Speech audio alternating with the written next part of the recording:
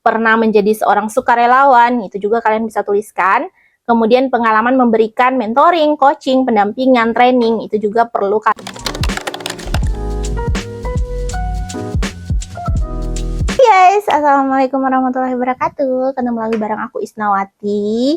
Nah teman-teman semua, di video kali ini saya ingin membahas tentang pengajar praktik. Nah, sebelumnya saya pernah mengikuti seleksi dari pengajar praktik ini teman-teman. Jadi di angkatan sebelumnya kira-kira pada saat itu angkatan lupa ya, angkatan 8 atau angkatan 6.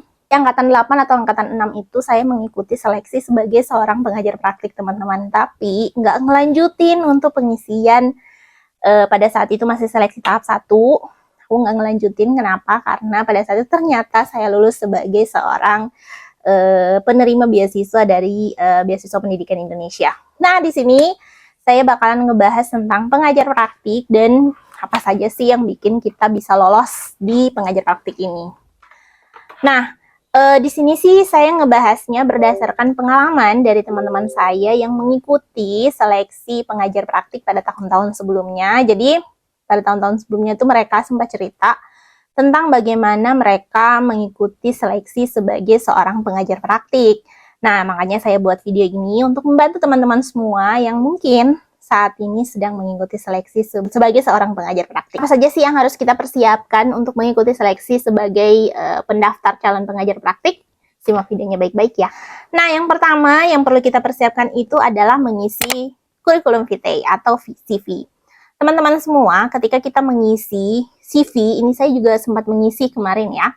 Jadi, yang perlu kita siapkan itu yang pertama yaitu menyiapkan pengalaman kerja. Nah, di sini pengalaman kerja tentunya teman-teman sebagai seorang calon pengajar praktik itu tentunya juga pernah nih mendaftar sebagai calon guru penggerak. Biasanya pengajar praktik itu juga berasal dari guru penggerak itu sendiri.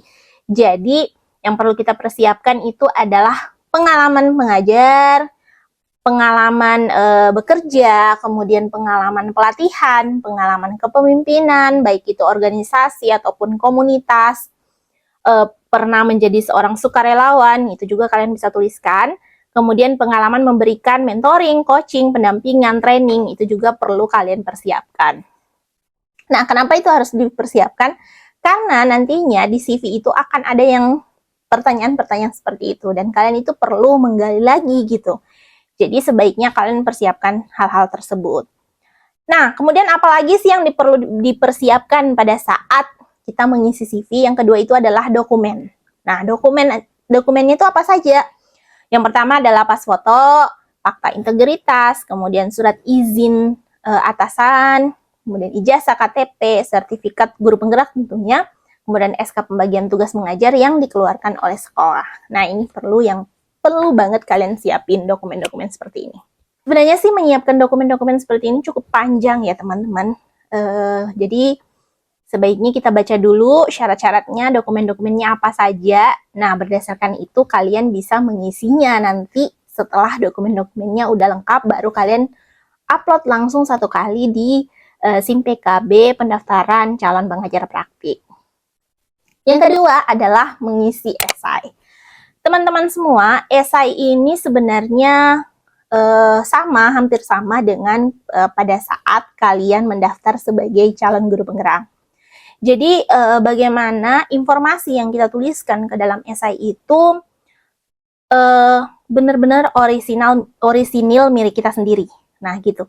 Jadi jangan sampai kita menuliskan informasi tersebut itu dari orang lain. Nah, ini akan dipertanggungjawabkan pada saat kalian nanti ketika wawancara teman-teman. Karena apa yang kalian tuliskan di esai mungkin nggak secara langsung ditanyakan, tapi nanti para asesor itu sudah melihat esai kalian ketika wawancara pengajar praktik pada saat seleksi tahap 2, ternyata nggak sesuai gitu. Jadi itu bisa menjadi nilai minus buat kita. Jadi sebaiknya mengisi esai. Nah, tips dari saya itu adalah kalian bertanya kepada orang lain yang sudah mengikuti seleksi pengajar praktik sebelumnya. Kenapa? Karena dari sana kita bisa memperoleh informasi-informasi cara pengisian esai yang baik gitu. Nah, kemudian yang kedua tipsnya itu adalah tidak melakukan plagiasi. Nah, jadi teman-teman semua, seperti saya bilang tadi di awal, bahwasanya ketika kita mengisi esai, ketika kita mengisi CV, sebaiknya jangan pakai informasi orang lain. Jadi benar-benar dari kita aja, orisinal milik kita sendiri. Gimana kalau saya nggak bisa menyusun kata-katanya? Banyak aplikasi sekarang, kita tinggal buat kata-kata kita sendiri, kemudian masukkan ke dalam aplikasi tersebut. Salah satunya bisa pakai Paraphrase online gitu ya. Nah, itu kalian bisa cari di Google Paraphrase online, kalian masukkan esai yang kalian tulis di situ, nanti akan menggunakan dirubah dengan kata-kata yang lebih baik gitu. Jadi banyak banget hal-hal yang bisa kita lakukan. Dengan melakukan hal tersebut, kita tidak berusaha untuk menyontek milik orang lain. Jadi plagiasinya sedikit, gitu ya. Nah, di sini saya akan menjabarkan beberapa pertanyaan esai. Nah, di sini ada beberapa pertanyaan esai. Yang pertama itu adalah apa yang melatar belakangi kita memilih menjadi seorang pengajar praktik. Nah, di sini ini pertanyaan yang pertama. Kalian tinggal isi kira-kira apa sih yang membuat saya menjadi seorang pengajar praktik itu apa sih gitu ya. Misalnya kalau kalian misalnya saya sudah mengikuti program guru penggerak. Ternyata menjadi seorang guru penggerak itu tidak cukup bagi saya untuk belajar. Dengan mengikuti seleksi calon pengajar praktik ini, saya bisa membagikan ilmu saya kepada orang lain. Nah, gitu bisa seperti itu ya. Itu cuma contoh, teman-teman. Kalian bisa contek contoh tersebut dan modifikasi sesuai dengan apa yang kalian rasakan, apa yang melatar belakangi kalian untuk mendaftar sebagai seorang pengajar praktik. Yang kedua adalah bekerja sama dengan berbagai pihak merupakan salah satu cara yang perlu dilakukan dalam rangka mencapai tujuan bersama. Nah, ceritakan pengalaman Anda dalam melakukan bekerja sama dengan pihak lain dalam rangka mencapai tujuan bersama yang telah disepakati. Nah, ini mirip-mirip sih sebenarnya dengan pertanyaan pada saat seleksi tahap 1 calon guru penggerak ya. Jadi kalian jawab sesuai dengan yang pernah kalian alami di tempat kalian, yang pernah kalian alami. Nah, di sini kan bertanyanya bagaimana kita bekerja sama dengan orang lain. Jadi sebenarnya sebagai seorang guru itu kita kan bekerja sama itu ya nggak usah lah banter-banter kita bekerja sama dengan guru lain, tetapi ternyata kita bisa bekerja sama dengan siswa, itu juga termasuk bekerja sama ya teman-teman. Tapi sebagai seorang pengajar praktik, saya rasa ketika dia sudah melewati yang namanya pendidikan guru penggerak, sudah mendapatkan SK guru penggerak, tidak mungkin dia tidak bekerja sama. Pasti dia berkolaborasi antara sesama guru penggerak gitu ya, biasanya bikin kegiatan. Nah, itu bisa kalian masukkan di situ.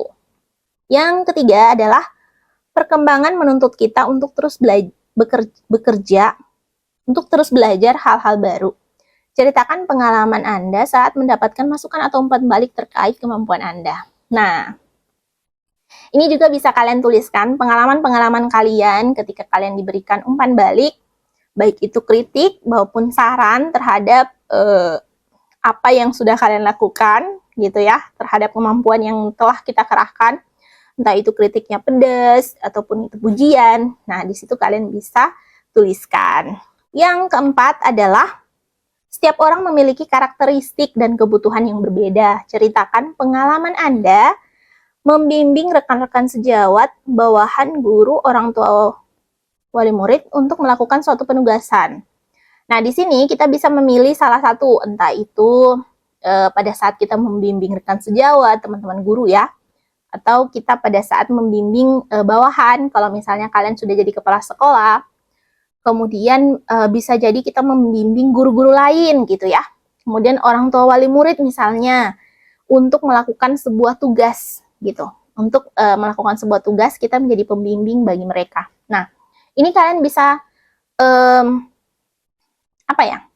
menceritakan pengalaman-pengalaman yang kalian lalui, bagaimana kalian menghadapi kalau misalnya ada permasalahan perbedaan pendapat antara teman-teman dengan orang yang kalian bimbing. Ya, di sini bisa kalian ceritakan.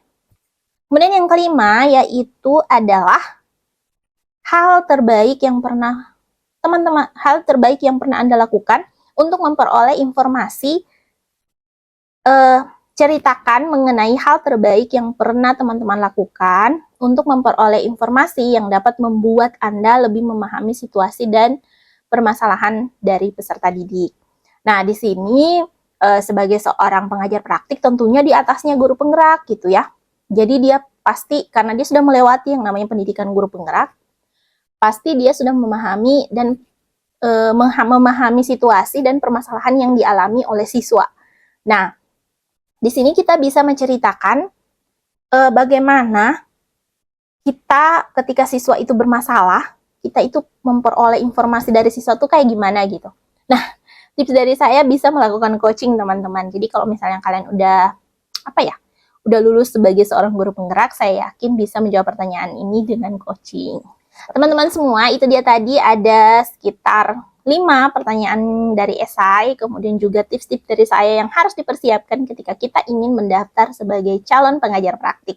Semoga video ini bermanfaat buat teman-teman semua dan semoga kalian semua senang dengan video-video saya dan bisa memberikan umpan balik positif di atas video-video saya. Nah, teman-teman semua, kalau misalnya kalian punya pertanyaan tentang pengajar praktik, atau misalnya saya bikin video lagi, lebih banyak video tentang pengajar praktik, membahas tentang pengajar praktik, kalian bisa komen di bawah. Jangan lupa juga untuk selalu subscribe channel saya, biar saya selalu semangat untuk bikin video-video yang bermanfaat buat teman-teman guru semua di Indonesia. Bye, Assalamualaikum warahmatullahi wabarakatuh.